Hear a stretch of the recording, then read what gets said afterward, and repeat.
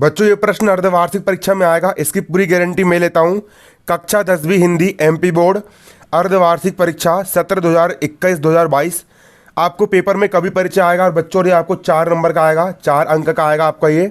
तो ठीक है बच्चों, यहाँ पर हम क्वेश्चन तैयार करेंगे। प्रश्न यहाँ पर हमारा 4 नंबर का आएगा। तुलसीदास का कवि परिचय निम्न बिंदु के आधार पर दीजिए। तो हम तुलसीदास का कवि परिचय इसमें समझेंगे। मैं बहुत ही सरल विधि आपको बताऊंगा कवि परिचय याद करने की।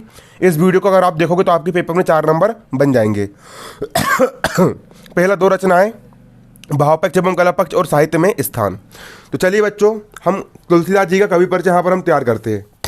तो देखिए तुलसीदास जी का कवि परिचय, 2 रचनाएं बच्चों यहाँ पर आपके सामने रचनाएं लिखी हुई है तुलसीदास जी की कुछ। तो यहाँ पर आप देख सकते हो तुलसीदास जी की पहली रचना है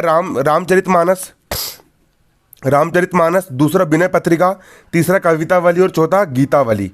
ये 4 में से कोई भी 2 नाम बस लिखना है, अंदर की डिटेल नहीं लिखना है। रचना हेडिंग डालना है आपको उत्तर में आपको रचना हेडिंग डालना है और पहला पॉइंट लिखना है आपको रामचरितमानस, दूसरा पॉइंट लिखना है आपको विनय पत्रिका। ठीक है, बस इतना लिखना है, रामचरितमानस, विनय पत्रिका, कवितावली और गीतावली, है ना। आप 4 लिख के जाइएगा तो आपको और अच्छे नंबर मिल जाएंगे। ठीक है, तो ये 2 रचनाएं हो गई। या रामचरितमानस वही मंगल भवन अमंगल हारी द्रवहु सुदशरथ अजर विहारी, विनय पत्रिका हो गया, कवितावली हो गया और गीतावली हो गया। ये 4 रचना आपको लिख करके आना, आपको नंबर मिल जाएंगे। अगला काव्य का विशेषता में बच्चों भाव पक्ष और कला पक्ष आएगा आपका। क्या आएगा? भाव पक्ष एवं कला पक्ष आएगा।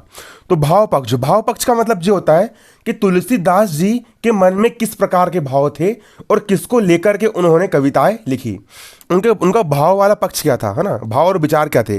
तो तुलसीदास जी जो थे वो भगवान मर्यादा पुरुषोत्तम भगवान राम के अनन्य भक्त थे और उन्होंने जितनी भी रचनाएं लिखी, हनुमान चालीसा से लेकर के सब कुछ, जो कुछ भी उन्होंने लिखा सब कुछ उन्होंने भगवान राम का लिखा। तो आप इसको पॉइंट बना करके लिखिएगा। पहला पॉइंट है ना, मर्यादा पुरुषोत्तम श्री राम के अनन्य भक्त, तुलसीदास के काव्य में भक्ति की प्रधानता, ये हो गया पहला पॉइंट, है ना। पॉइंट बना के लिखिएगा। पहला पॉइंट क्या लिखोगे? मर्यादा पुरुषोत्तम श्री राम के अनन्य भक्त, भगवान श्री राम के अनन्य भक्त तुलसीदास जी के काव्य में किसकी प्रधानता है? भक्ति की प्रधानता है। किसकी प्रधानता है? भक्ति की प्रधानता है। फिर दूसरा पॉइंट लिखना है आपको, शक्तिशील एवं सौंदर्य के साकार स्वरूप राम ही उनके स्वामी हैं। शक्तिशील एवं सौंदर्य, भगवान राम की शक्ति अपार है, भगवान राम के अंदर शीलता का गुण है, भगवान राम का सौंदर्य अपार है ना। उनका जो साकार रूप है ना, भगवान राम शक्तिशील एवं सौंदर्य की साकार स्वरूप भगवान राम ही उनके क्या है? स्वामी है। अगला लिखना है तीसरा पॉइंट, वे मानवीय मर्यादा और आदर्शों के प्रतीक है। अगला पॉइंट लिखना, तुलसी ने राम द्वारा ही नीति, प्रेम, विनय, शील, त्याग आदि उदात्त आदर्श प्रतिष्ठित किए है। आपको पॉइंट बना बना के याद करना है। जैसे भगवान राम की नीति, भगवान राम का प्रेम, विनय, शील, त्याग, पूरा राजपाट त्याग दिए भगवान राम ने, है ना।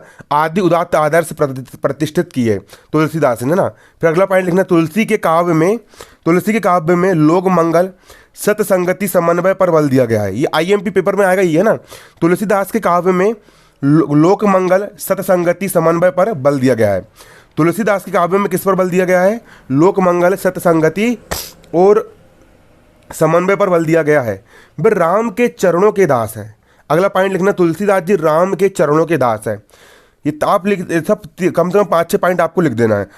तुलसी रस सिद्ध कवि है, उनके काव्य में सभी रसों का परिपाक हुआ है, किंतु मूल रस शांत रस है। किंतु मूल रस कौन सा रस है? शांत रस है।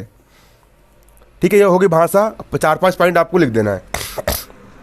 अगला होता है बच्चों कला पक्ष। कला पक्ष का मतलब होता है कि अब उन्होंने भगवान राम की रचना लिखने के लिए किस स्टाइल में रचनाएं की, कौन कौन से अलंकारों का उपयोग करा, उनकी कला क्या थी, है ना।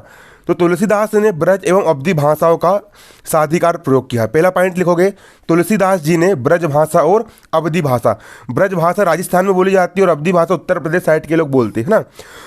ब्रज भाषा और अवधि भाषाओं का प्रयोग किया है। दूसरा, उनकी शुद्ध साहित्यिक भाषा में राजस्थानी, भोजपुरी, बुंदेलखंडी आदि शब्द भी मिल जाते हैं।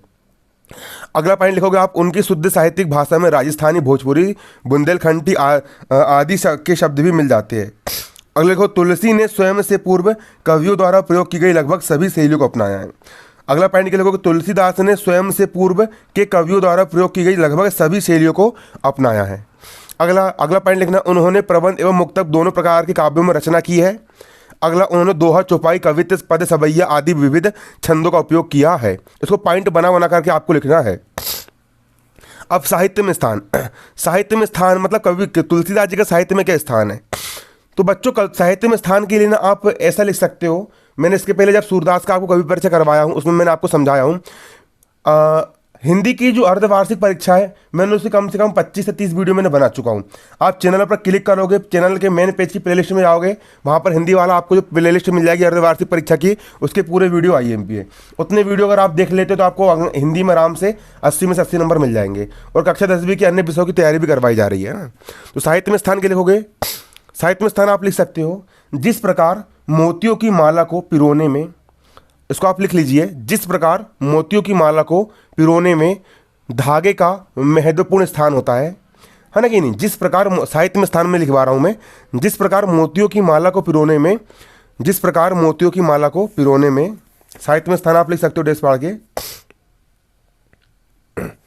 साहित्य में स्थान,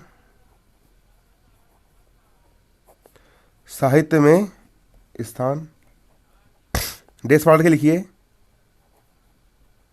जिस प्रकार मोतियों की माला को पिरोने में धागे का महत्वपूर्ण स्थान होता है, धागे का महत्वपूर्ण स्थान होता है, धागे का महत्वपूर्ण स्थान होता है। उसी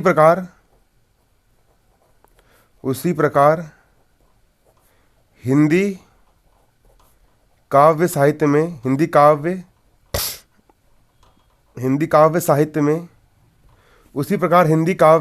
में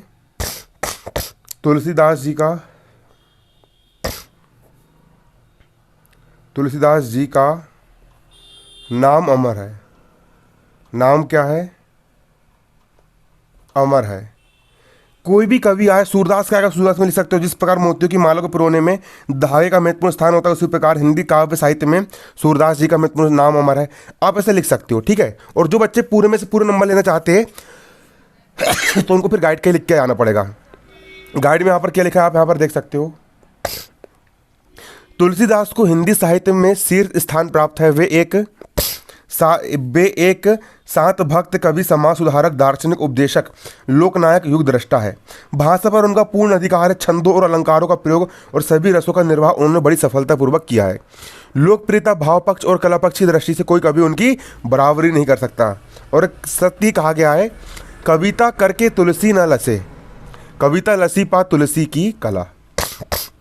इतना आपको लिखना है बच्चों। आज की वीडियो में इतना ही। धन्यवाद। जय हिंद, जय भारत।